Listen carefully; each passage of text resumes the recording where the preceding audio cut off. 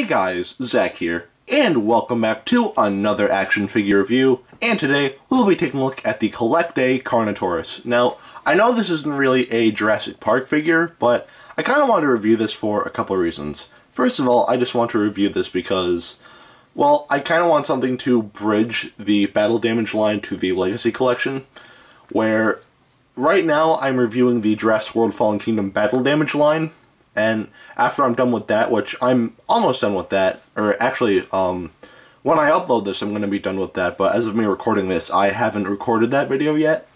But after I'm done with that, I'm going to move on to the Legacy Collection, and then after that, I'm going to move on to the main line, and then after that, I'm going to talk about the Legos, and then I'll be done with Jurassic Park and Jurassic World figure reviews. So, yeah.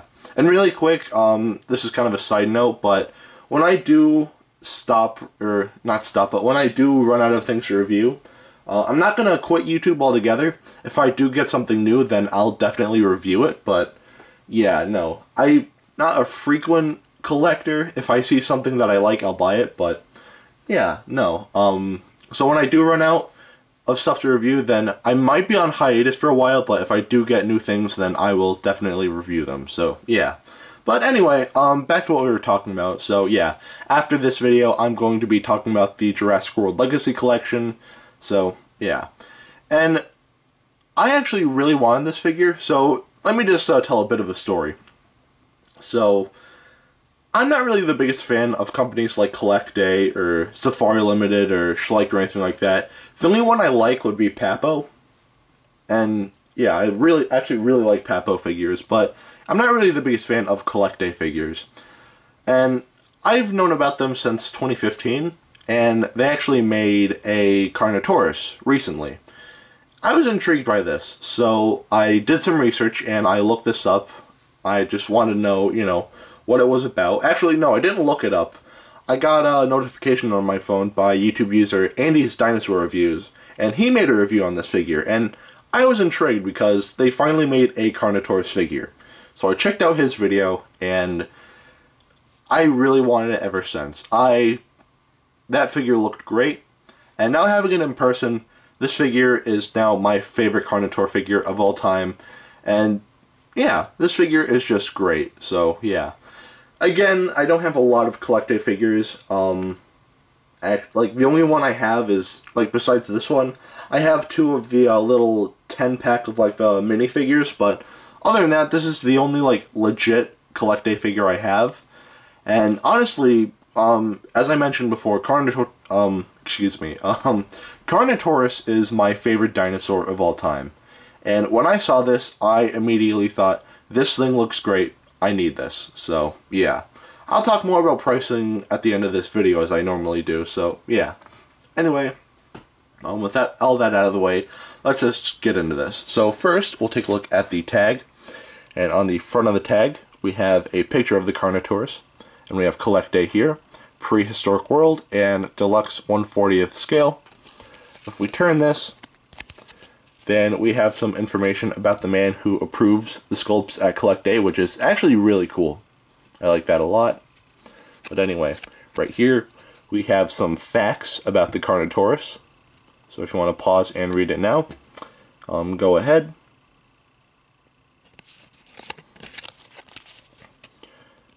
More facts right here.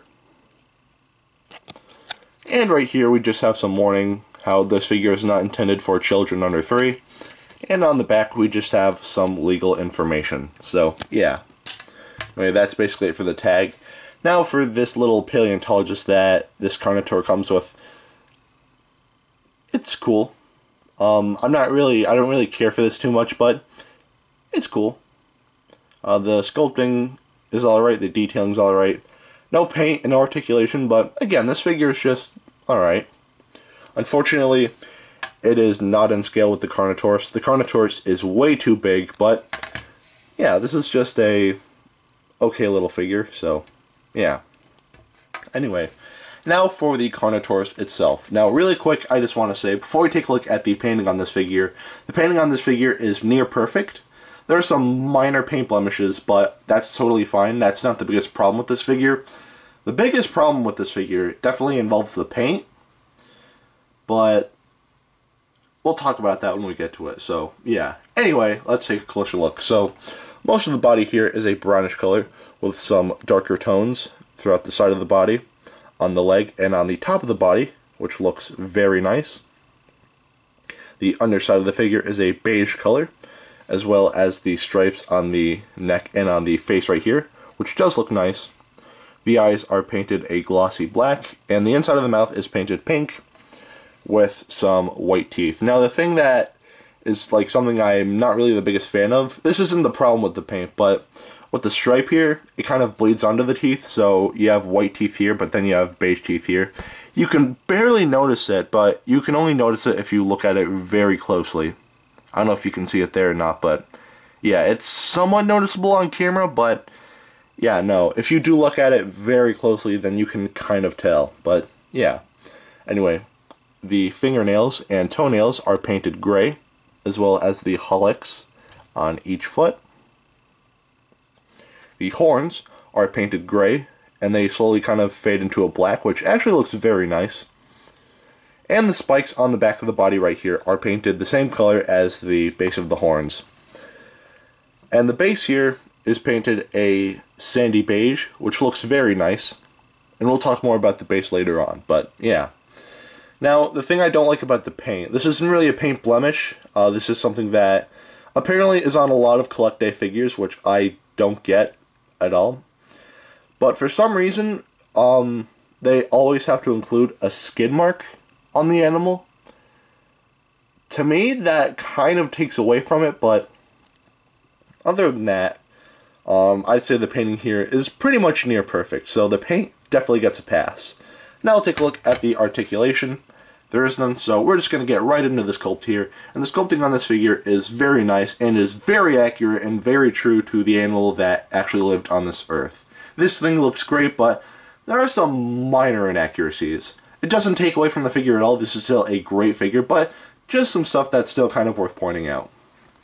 First of all, the horns. I feel like they're a bit too long. Maybe if they were maybe up to there, I feel like that'd look a bit better.